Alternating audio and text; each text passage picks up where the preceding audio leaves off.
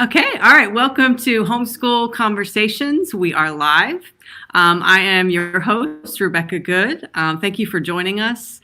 We want to get information out about homeschool. We know a lot of people are experiencing this for the first time. So we want to talk to folks who have been homeschooling in the past and have great knowledge and can talk about ways to maybe improve the situation that a lot of parents find themselves in now, and talk about today is going to be, I'm really looking forward to today. Today is going to be about myths and misconceptions about homeschool. And so what I'm going to do first is introduce our guests. We have Matthew Nielsen from the Education Freedom Institute. So Matthew, if you will introduce yourself. Yeah, thanks for having me, Rebecca, and good to meet you virtually, Vera, and Rebecca. That's the first time talking to both of you.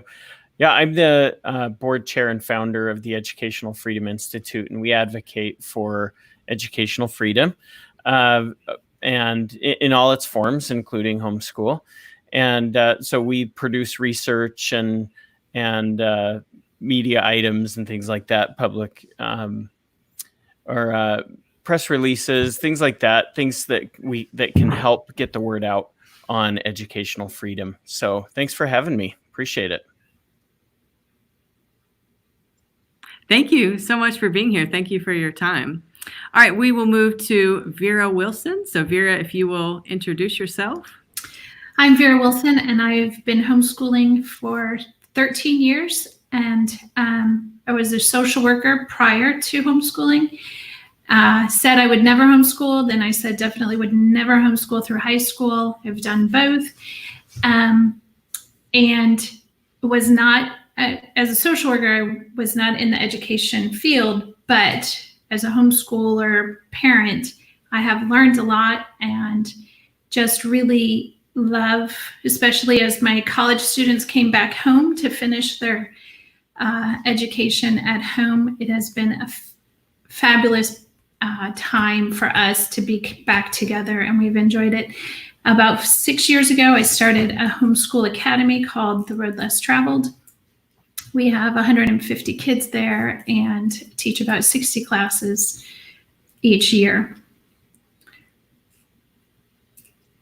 All right. And just for full disclosure, my children do attend Vera's Homeschool Academy. And that's how we know each other. So I can definitely attest to the hard work that she's put in to get this going. And my kids love it. And they miss it very much. We were shut down also because of COVID-19.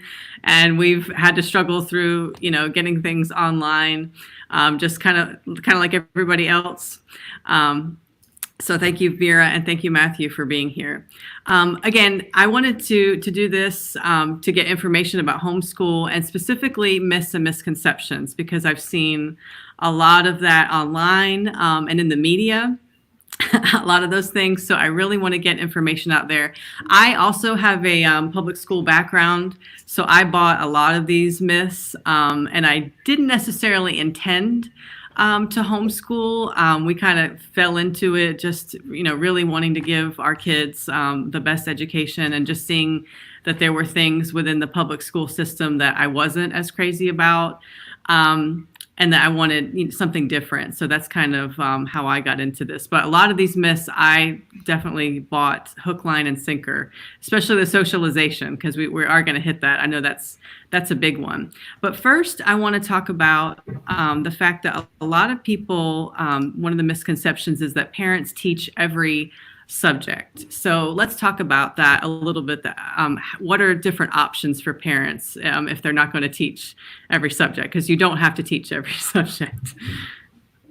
So Vera, do you want to take that? Well, I would say that parents teach every subject unless they don't. And then they sign up for classes from different academies or online classes. I know a family that has an amazing woodworker in their neighborhood who they approached, and he now teaches woodworking in his garage every Thursday afternoon at 2:00 for 4 homeschoolers. If algebra scares you, do it online, do it at the community college, find it in a co-op, find it in an academy. You do not have to teach every subject. There are so many resources out there to shore up what you want your child to know. Yeah, and I talked a little bit last week about the fact that we have some classes that we outsource. So we do pay, like we take science at Vera's academy, and that's nice. So that way I don't have to prepare all the labs and everything. Right. And they do a great job with that. With math, because I'm a former Spanish teacher, so I'm able to barter our math tutoring. I teach Spanish to our math tutors' kids, and she tutors my kids in math.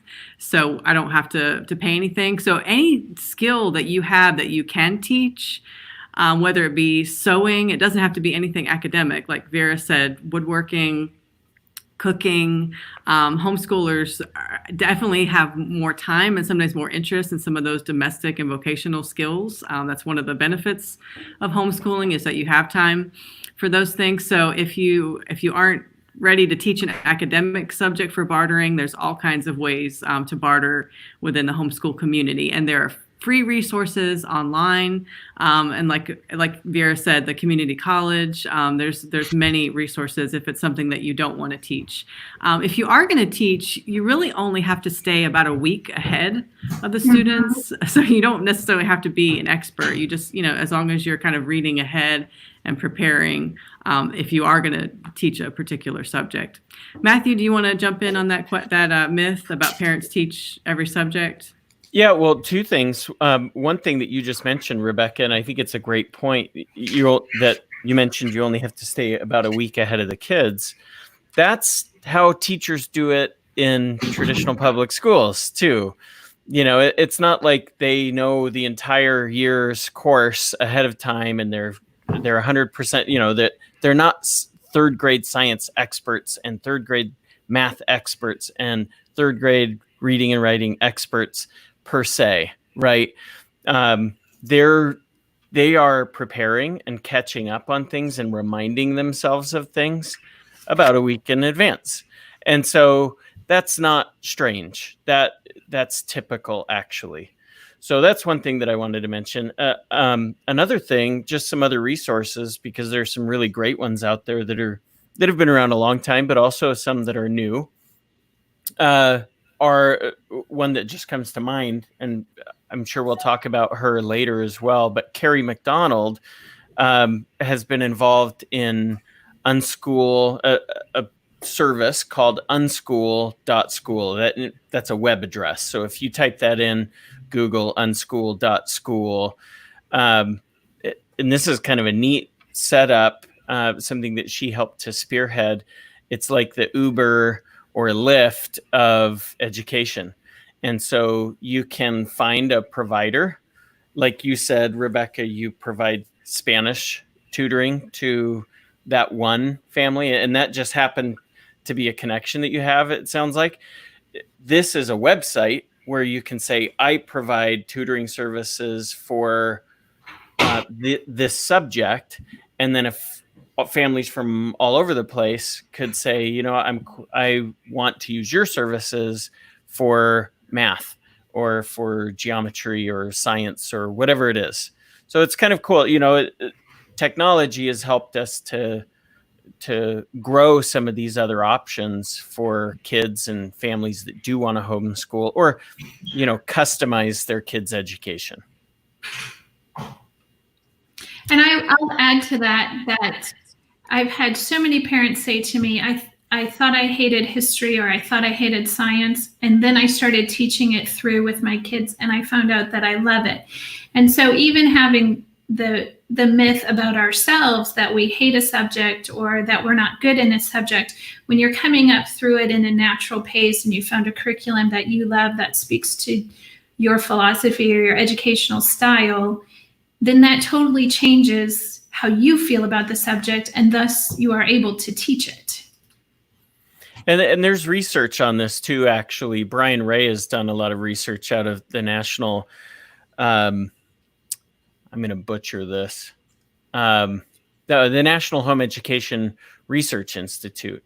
He's done some research on this, actually, and if you go to his website, and I can if you actually just go to NHERI.org,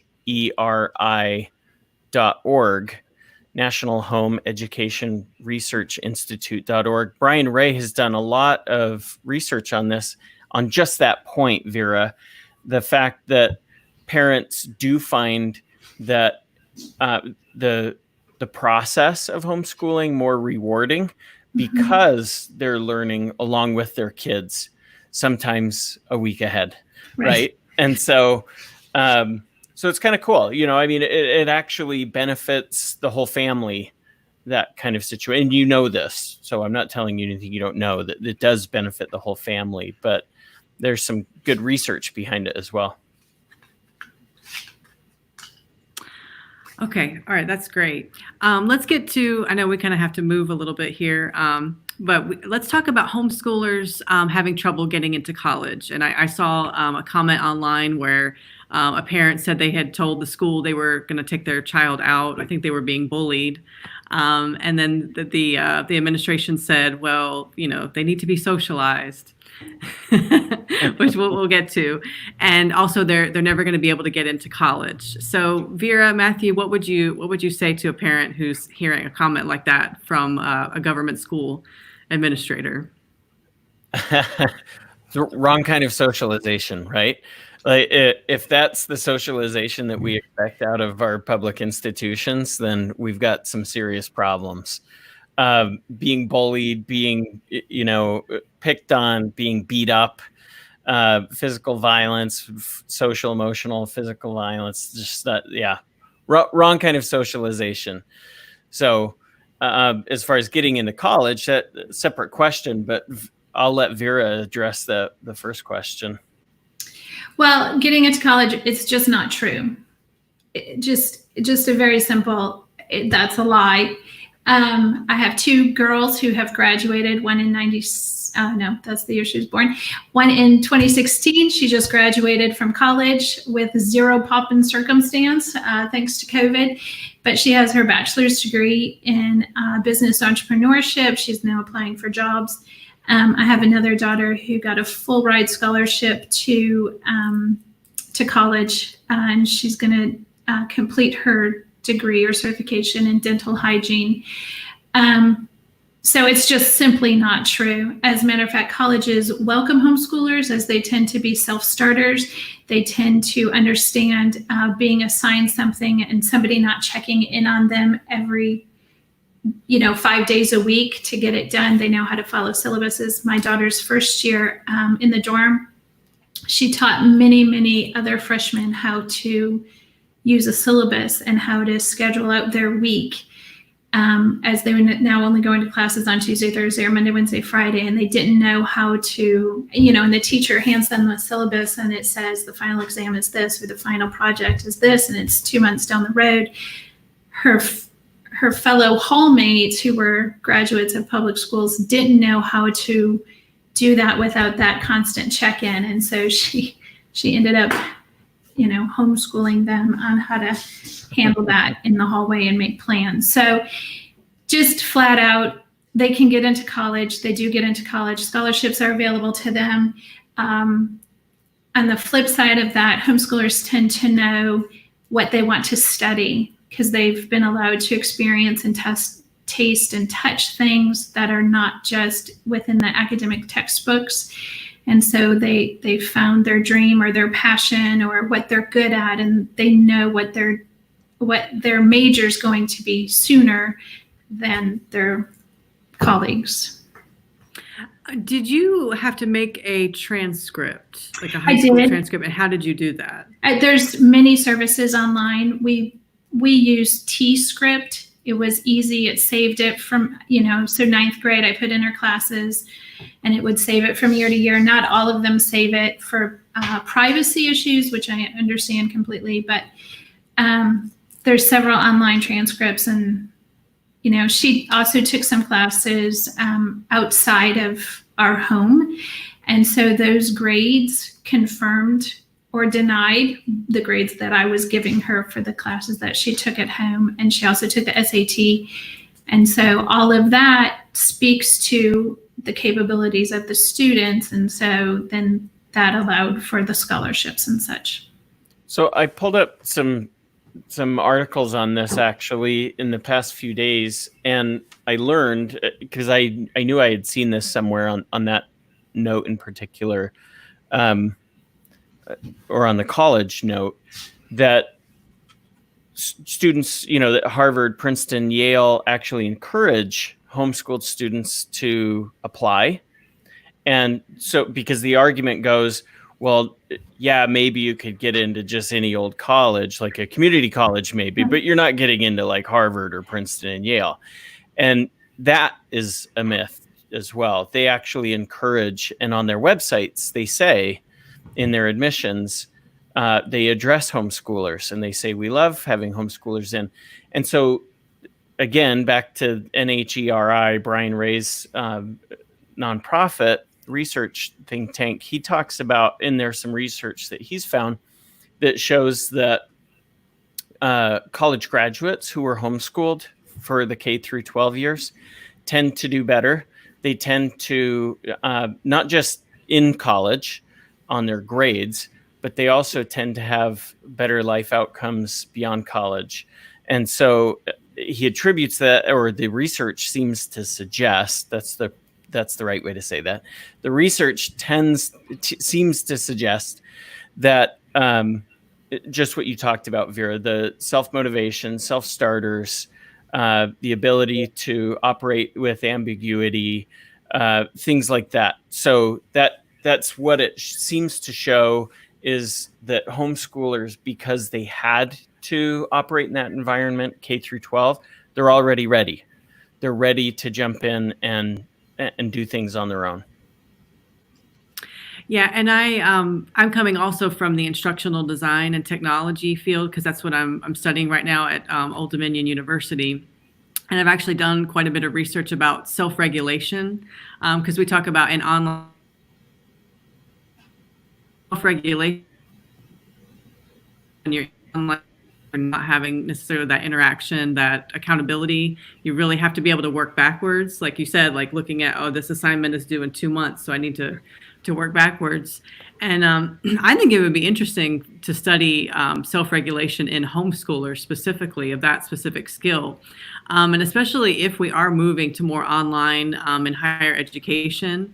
And even in K-12, there's talk of doing that. I think that's going to be an important skill for all students to grasp. And so it'd be interesting to see if homeschoolers kind of have an edge there, and why that is. And hopefully our K-12 government school counterparts will, hopefully look at that they won't balk at that, but they can see, improvements that can be made for students with self-regulation. So I'll have to remember that when I'm looking at different things to research, self-regulation for homeschoolers. Okay, let's move on to moms. Homeschool myth: moms do all of the work of homeschool. So I know I one of the first families that I knew who homeschooled was kind of what sort of changed my mind about homeschool, because I had always kind of thought that they were, reclusive and the kids, couldn't talk to anybody. They weren't well educated. And I met this family, and the kids were so impressive. And I loved it because in their situation, they actually have a 2-income situation. And I would love to talk more about that, about homeschooling families on 2 incomes. And so the mom was a nurse, and she worked at night on the weekends. And then the dad, he had a normal like 8 to 5, Monday through Friday job. And so that was how they got around. They were, their schedules were different in that. And from what she had told me was the dad, actually Saturdays was his day. And I think he did like science or something. That was kind of his thing.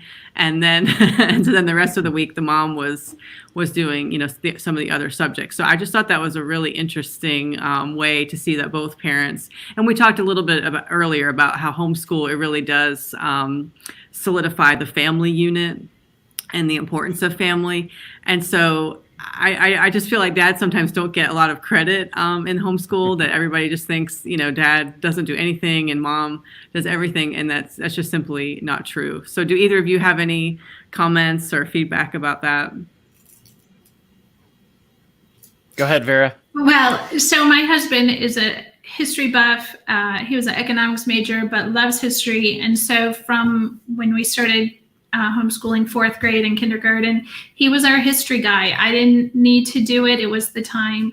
And sometimes that even allowed mom to have a day off when they went on history field trips. I got to stay back home and do other things, which was a welcome change for me.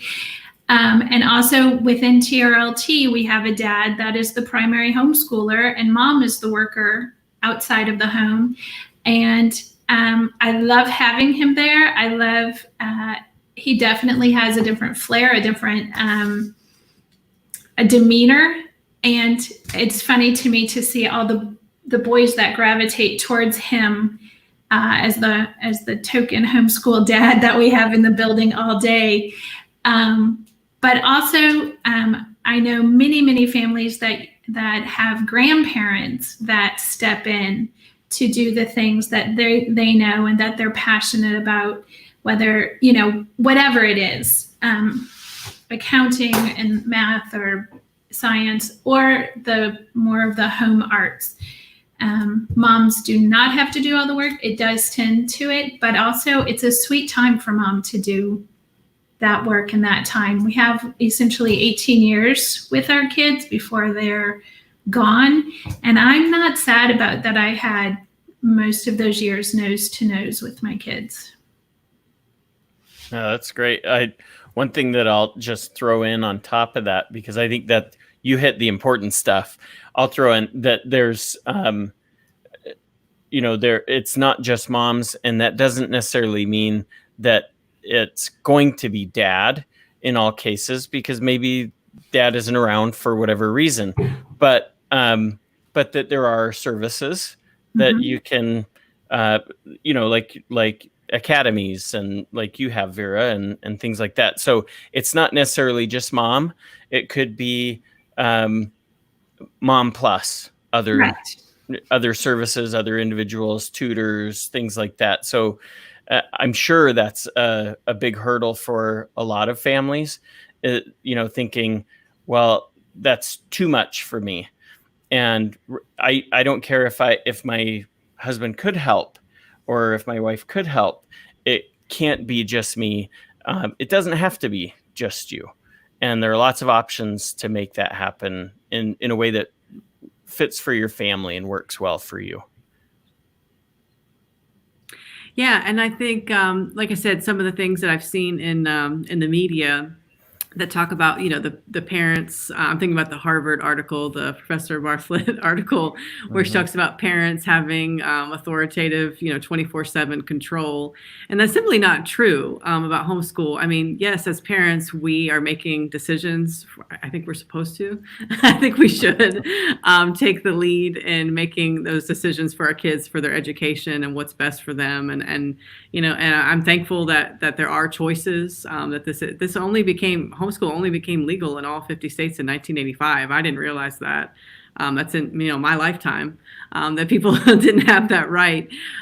So I think that, like what you're saying, is homeschool kids. And certainly there are cases of that where they're in a basement somewhere, they're kind of hid away in horrible abusive situations. I certainly don't condone that. But most homeschool kids we're out in the community. Like I said, it's a family effort. So either dad or, other extended family members can be involved. You can volunteer, you can be part of, online academies, sports. There's so much that's out there now for kids. So it's definitely not, mom just sitting around doing everything for, 7 kids and having to learn, and keep up with, all these different things. There's a lot of options and a lot of free things that are available. And I know, like, our library, our local library is a great resource. Sometimes that does kind of give me a break, because I can take the kids and sometimes they have homeschool activities, or just, the kids kind of going in and checking out books. So there's many things. So moms, you don't feel like you have to do everything, or that it's just going to be a horrible burden on you. And again, a lot of moms work also. And I want to do a whole segment on that, about 2-income homes, because sometimes that is the situation where mom is working also. The other point to that is homeschooling doesn't take the 7 or 8 hours that a public school takes.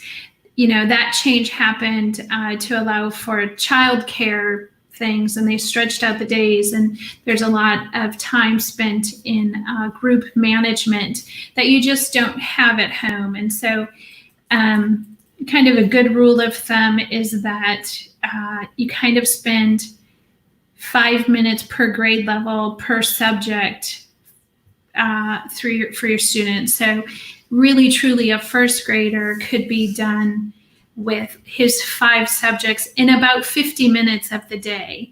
And it really is plenty. And then the rest is spent in exploring and playing and touching and investigating other things and letting their mind absorb what they were taught in that 50 minutes and letting it play out and seeing it in another way. And so we're not relegated to our dining room table for the 7 hours while we're slaving over, you know, very often, especially as my kids got older and into high school and stuff, I would kind of barely see them. They would be each in their own room doing their school, and they'd come out for help or come out for instruction or come out for lunch. And so there was that ebb and flow. And so I call it chasing the yellow bus. Like homeschooling, you're not chasing the yellow bus. You are making your school work for you in whatever that means. That does not necessarily mean, you know, 8:30 to 3:15 Monday through Friday.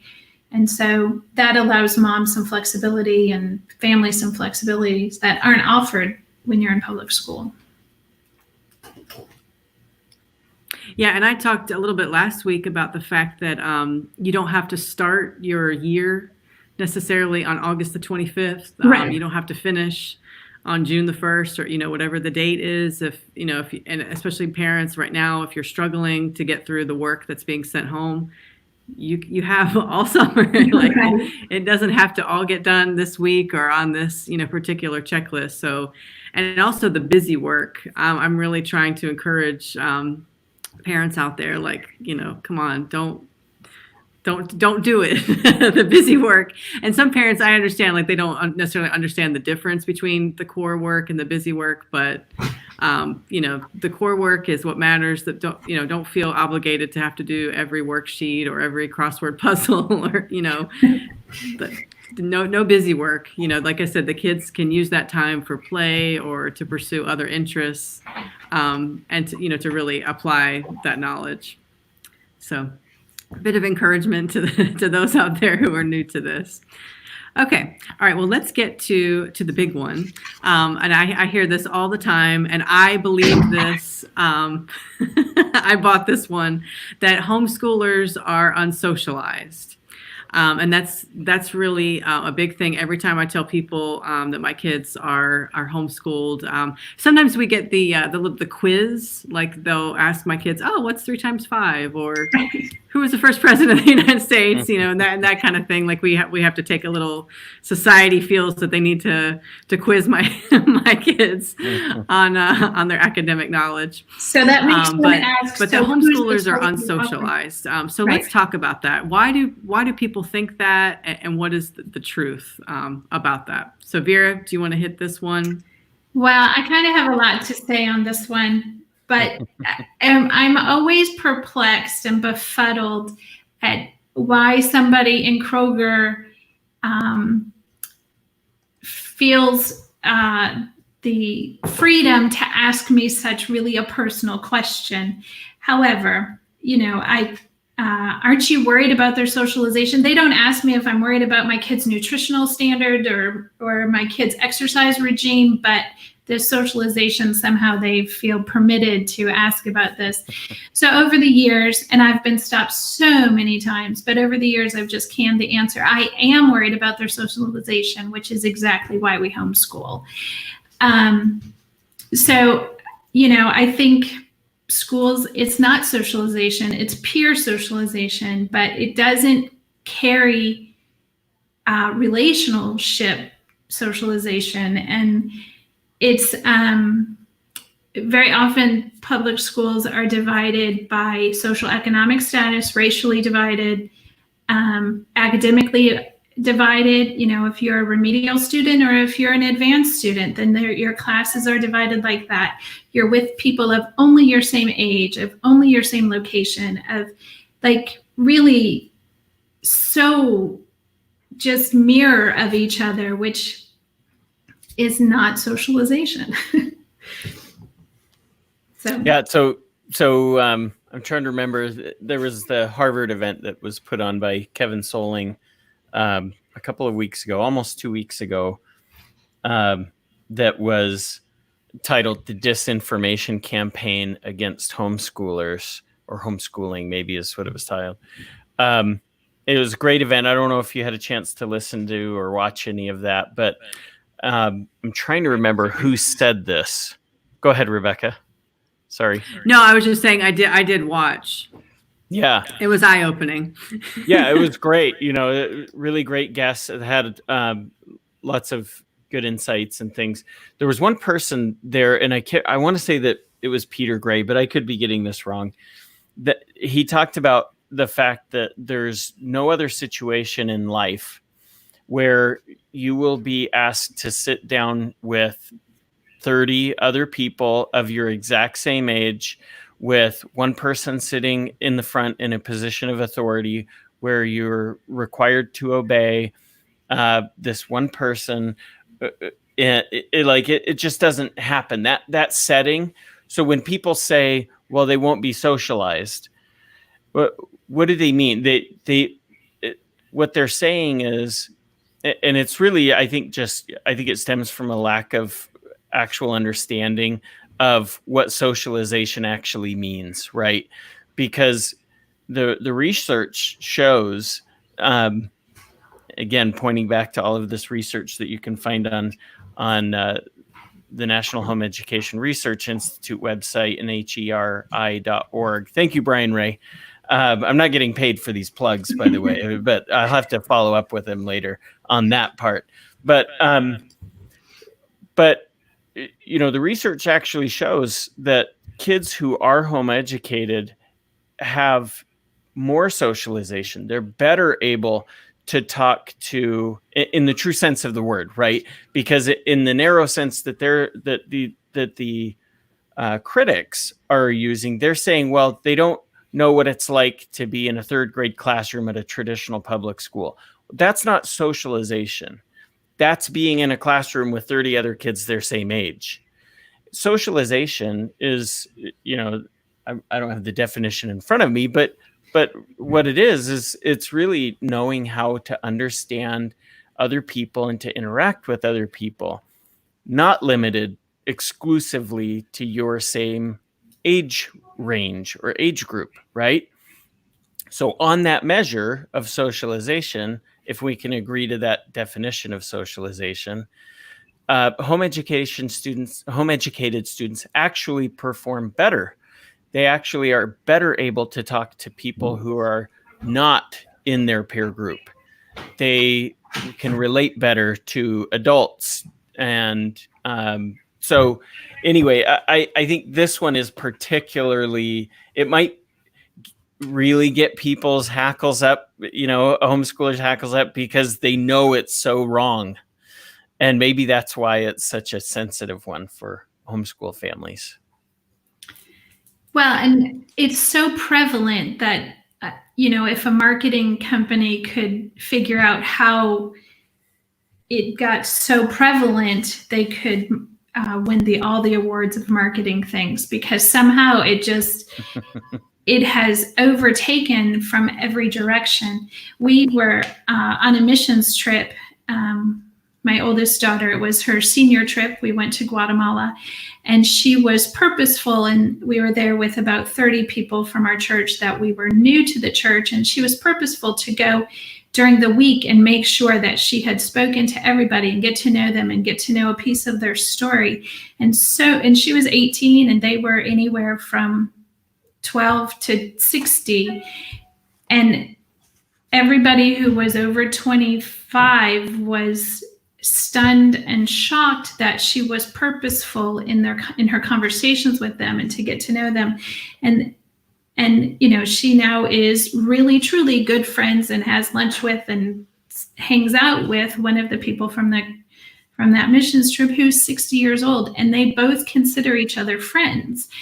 And I don't know, it's just not the same. And I think the question a parent would have to ask is, what do you want from socialization? What do you think the goals are of socialization? Is that being able to sit in a classroom quietly facing forward with people your same age next to you? Or is it to be employable and to have friends and to have social confidence and to be self-aware and self-regulating and to have empathy and compassion and build relationships? So you have to decide what your goal is about socialization and then pick which one accomplishes that best. Right. And I think a lot of the socialization skills come even from within the family. Right. Because I remember, like I said, this family that I had met, and these, very impressive kids, and the parent, they both worked full time. And I remember asking the mother, I'm so sorry, Wendy, if you're watching, I'm sorry I asked you this, but I said, what about socialization? And she says they socialize with each other. The kids, have each other. And, she had a boy and a girl. And then I thought, oh, well, that's true. I guess brother and sister, and I have two. I have a boy and a girl now, another boy on the way. So we'll have another one in the mix soon.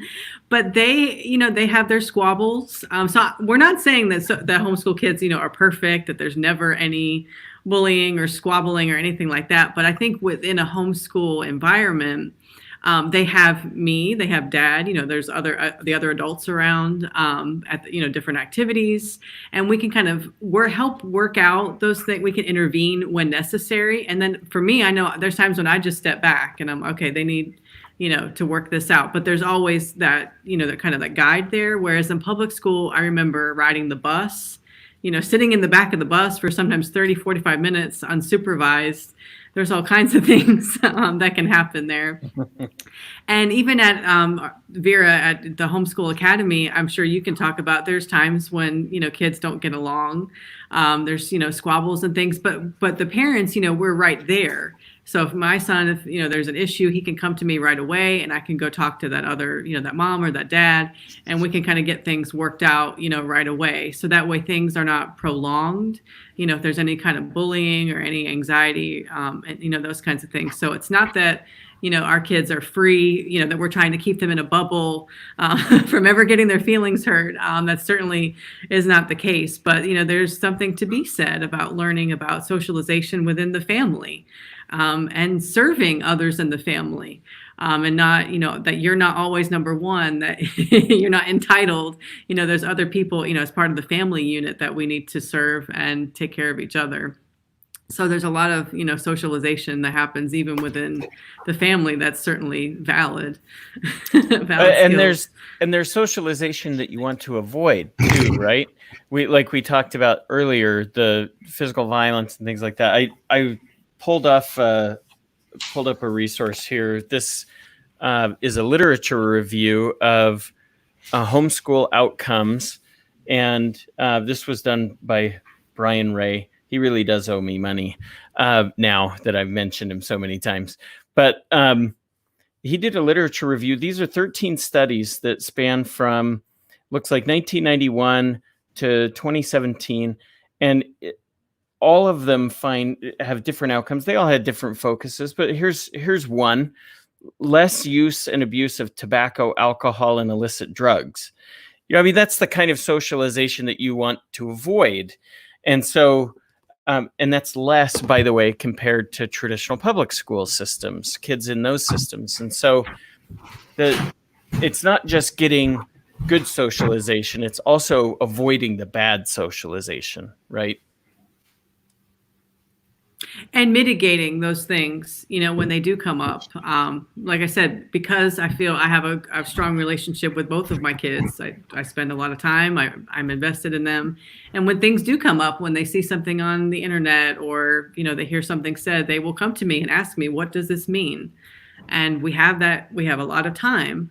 Whereas when my daughter was in public school, I had so little time with her because it was get up, get out the door, and then she was gone. And then I was working, in the afternoons, evenings. So I wouldn't see her till dinner. And then it's okay, dinner, go to bed. And so now we have, this time where if they're, seeing things online or hearing, things said, we can go ahead and talk about that. And so, like you said, it's not necessarily the socialization, but also the behaviors, addictions, and making them aware, at age appropriate, level. But I want to be, call me authoritarian, Professor Bartlett, but I want to be in control of that conversation. I don't want it to be, because that's where I heard a lot of those things was from my peers, on the bus or at school. And so I want my kids to hear about that from me. And I want them, to feel honest with me. They have someone that they can come to, that they can trust. And again, that this is a long-term relationship, where sometimes adults in school, kids are only with you with a teacher for 9 months, or they're moving from school to school. And so even the guidance counselors, that you don't have that long-term perspective for kids. And I think that that's important to have those, adults there to help mitigate, some of the negative effects of socialization. Yep, for sure. Well, additionally, with the behavior thing, when you're rushing around in the morning and you're trying to get everybody out to the bus or to the car on time, there can be an issue that really should be addressed, but you can't address it then.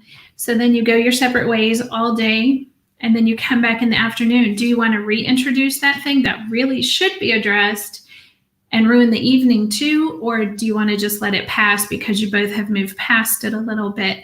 And so sometimes bad behavior begets bad behavior because it's not addressed, because time together is so limited and precious that you're not willing to interject really, or to have hard conversations because you don't want to disrupt this dinner like breakfast was disrupted or such as that. So I think sometimes addictions or destructive behavior can get its stronghold in before parents are willing to address it, because their time together is so limited, which when you're home all day, every day, all together, you address them. Yeah. And I know a lot of my, when I was in the public school system, and a lot of, I have a lot of friends who are still there. They care about, right. I'm not in any way saying that they don't care, but it's when, I think it's that flip flop. I think when kids, they're spending so much time away from the parents, and then they're assuming that the school is the one taking care of a lot of this, instilling morals and citizenship and those things. Whereas then sometimes I'll hear my public school friends say, well, the parents should be doing that. That's not my job. So it's just like the kids are kind of in this constant flip flop, and they're living in sort of these two different worlds.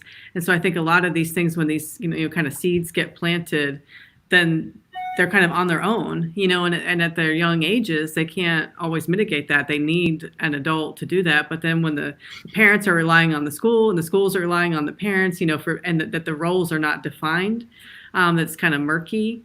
That's where, sometimes kids will suffer, because then those things will kind of fall through.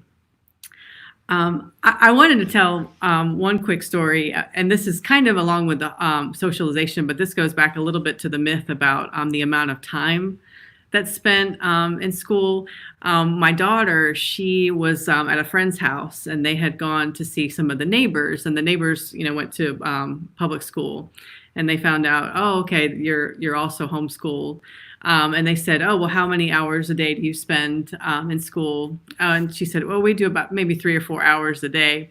And they said, oh, well, I'm in school for 7 hours a day, so I'm smarter than you are. So I thought that was funny. And then I thought it was interesting. One of the boys asked my daughter, they said, okay, well, kind of the quiz, the homeschool quiz. They asked her, what is the meaning of life? I thought, what an interesting question that they're asking the homeschoolers, kind of the philosophical,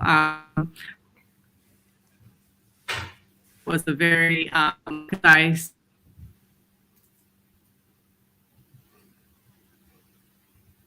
Well, let me ask you another question. And she said, well, hold on a second. Why don't you answer the question? If you ask me this question, you can give also that myth of that the more time necessarily spent in school is necessarily better. And we have to look at, the actual instruction. And so much of what's happening in the public schools is not necessarily instruction. There's a lot of the busy work, a lot of the behavior mitigation, and other things that take up a lot of the time. So that's definitely one myth. Do either of you want to talk about that, the amount of time, or do you have other thoughts about socialization that you want to hit in the little bit of time we have left? Vera, you know a lot more about the time piece than I do. I mean, other than, I have kids right now that go to a charter school, and but the time there that they spend at a charter school is the same as a traditional public school. The schedule isn't really any different. So, but you, in your work, Vera, I think you have some interesting things to say there. Well, we have, because we can do the academic things in short order, but then we get to go put those into practice. For a while, my daughter was doing some Revolutionary War reenacting, and you want to talk about the understanding of how those soldiers felt,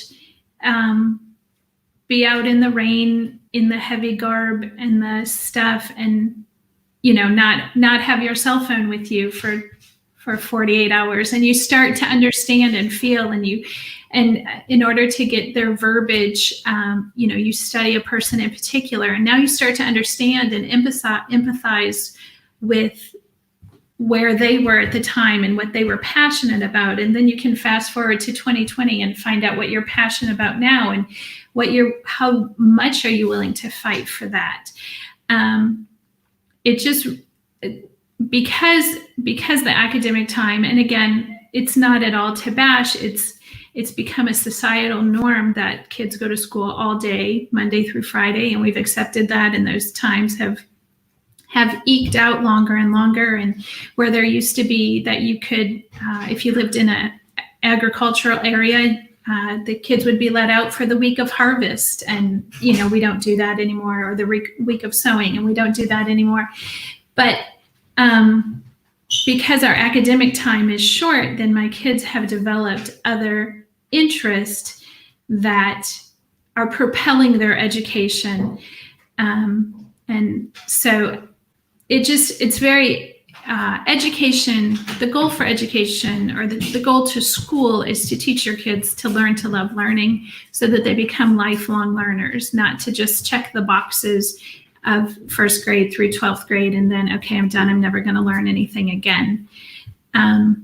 But if you can spark that interest or spark the love of learning, then the rest is done, and they will pursue their next thing and look at their next thing throughout their life. I hate to do this, Rebecca and Vera, but I do have to check out. It's been a great time talking with you. I really appreciate you inviting me on and letting me share the conversation with you. Sure. Thank you so much, Matthew. Okay. All right. I kind of also talk about the curiosity factor with kids and with education. And I had a conversation with my daughter. She's 12. And, just after, seeing a lot of the criticism and things online, that's really been popping up about homeschool and attacking homeschool, I asked her, I said, do you like homeschool? Do you ever want to go to public school? And she said, oh no, I really like it. And she's definitely my more social, she's definitely out there. She loves people and loves meeting people. And I said, well, what do you like about homeschool? And she said, I like it that I can pursue the things that I want to do. And she has said this about reading, that when she's able to choose a book that she wants to read, she's very motivated. But she said it's just something about sometimes when I'm told that I have to read a specific book, then I just kind of, start to check out just a little bit, or I'm kind of suspicious about it. But she said, no, she said, I love it. I get, she's doing French. She loves French. She wouldn't get to do that because the schools here don't have the funding apparently for foreign language. And I'd love to do, because I'm kind of a foreign language person. That's my background. I'd love to talk about foreign language and homeschool and the opportunities that homeschool opens up for foreign language learning in the younger years. But yeah, she said, so I get to do French. I get to, she likes art. She's like, I get, a lot of time to do my art and her sewing and, these other artistic endeavors that she enjoys. So that's the one thing that she said. She said, I still have my friends.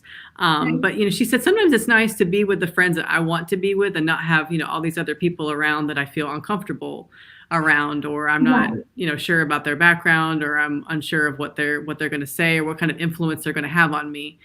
So she said, I appreciate that aspect of homeschool. So that kind of made me feel a little bit better about that, that she enjoys the experience. So Vera, what are some reasons maybe to have your kids, have they ever talked about why they enjoyed homeschool or what they enjoyed about it? Kind of a lot of those same things. And just in case we've created another myth here, my children, your children, they do end up being in groups of other students that they're not all friends with. It's not just a party all the time like we do. Go to classes that, you have that ebb and flow of who you're connected to or not connected to, or church activities or choir. Like you still have those acquaintances. And so we do interact in large groups with other people, homeschoolers or otherwise. But also, not all the pursuits are just crafty. My 16-year-old son is fascinated with communism. He,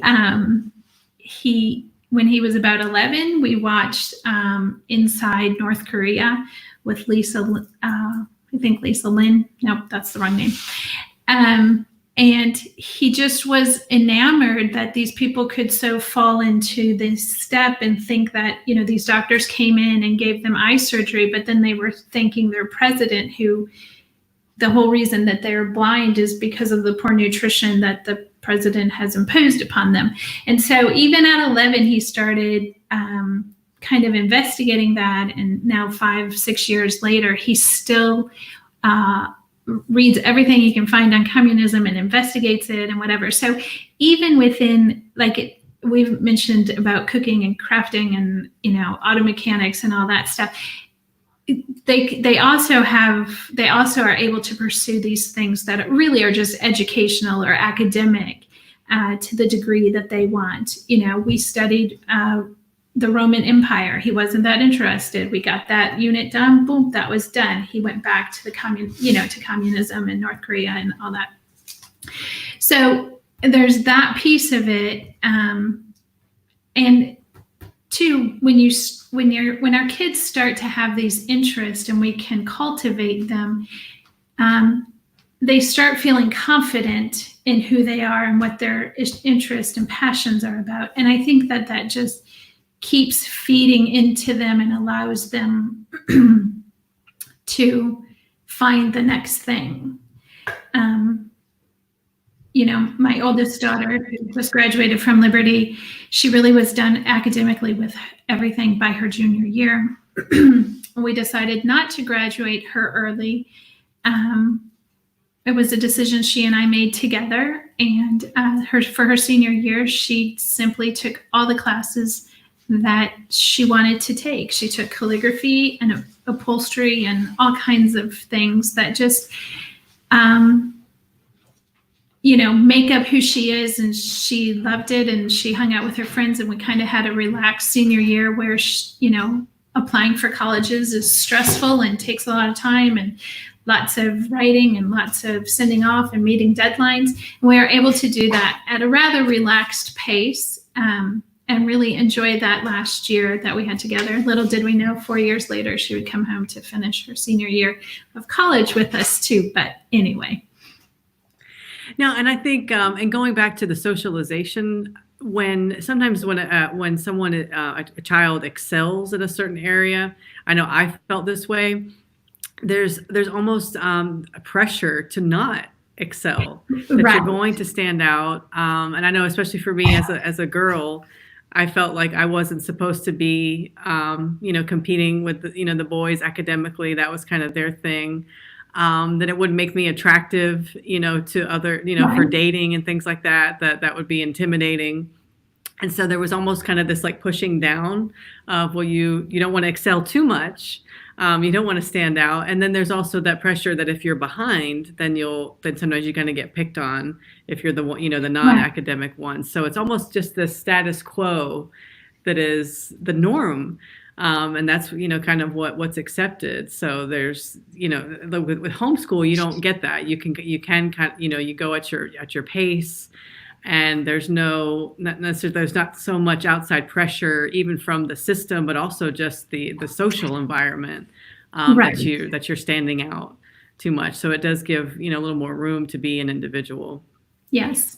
And I will say for a while, and maybe my just social group has changed, but for a while, homeschoolers were socially awkward, but not in a whole. It was that when homeschooling became legal, the parents whose children were struggling at school by being bullied and all of that stuff, they were perhaps the first to pull back. You had the religious movements that moved people out in the 80s. But then the next group, when it became legal, were the ones that the kids were just a little socially awkward. And so to give them a safe space, they moved them home so that they weren't watching their kid be bullied all the time. But even now in 2020 with this COVID, I have had the privilege of talking to many, many people who have said, in essence, I've seen my child in this time that we're home exhale. The kid that I was getting home from school, I knew for sure I could never homeschool that kid. But the kid that I get to wake up in the morning and we get to have a nice quiet breakfast and we get to do school quietly and without that peer interaction and without the anxieties that school was creating for that child for whatever reason and in whatever way, I can homeschool this kid. In contrast, I couldn't homeschool the kid that I was just getting the leftovers, and he was finally in a safe place. And so I was getting all the anxieties from the day. And so there's also socially awkward kids in public school, and there's socially awkward people in the grocery store and socially awkward. Like, it's a thing and it's fine. I'm probably one of them. But it's okay, and we can serve our kids best if we decide to.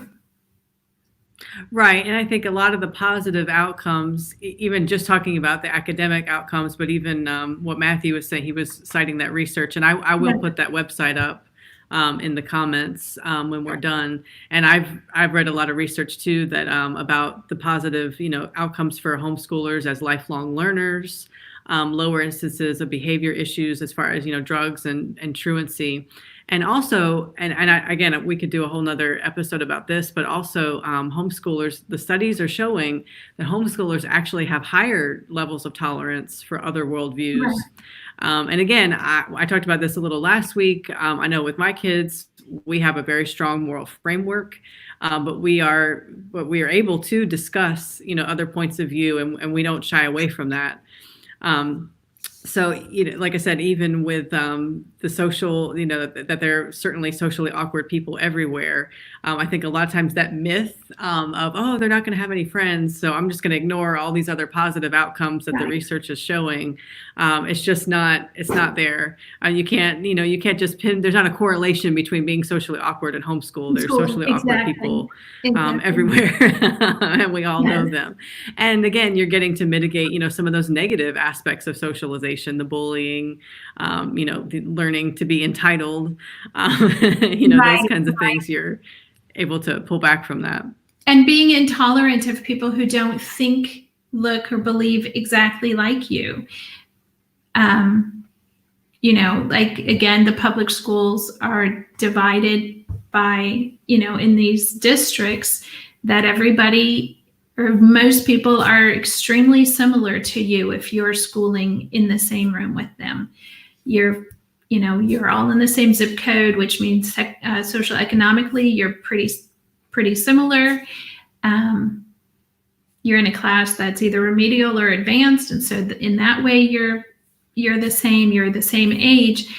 And so how tolerant can you be? Are you going to be tolerant of somebody who really just disagree, what you think is fundamental, and she looks just like you? Are you going to disagree? Are you going to be able to politely disagree and to understand each other and to accept each other in that?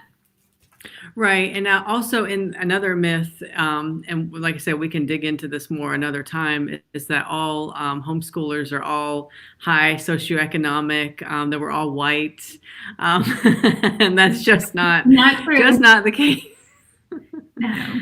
And like I said, I've known homeschool families, some are two incomes, definitely the higher socioeconomic spectrum, but I know some who are definitely not. Right. Many in the middle, but certainly there are many in lower socioeconomic, and they're not getting vouchers. They're doing this because they want to do what they feel is best for their kids. Right. And you can find curriculum for free, and you can find curriculum that's extremely costly. It carries the spectrum, and you can homeschool well with any of that curriculum.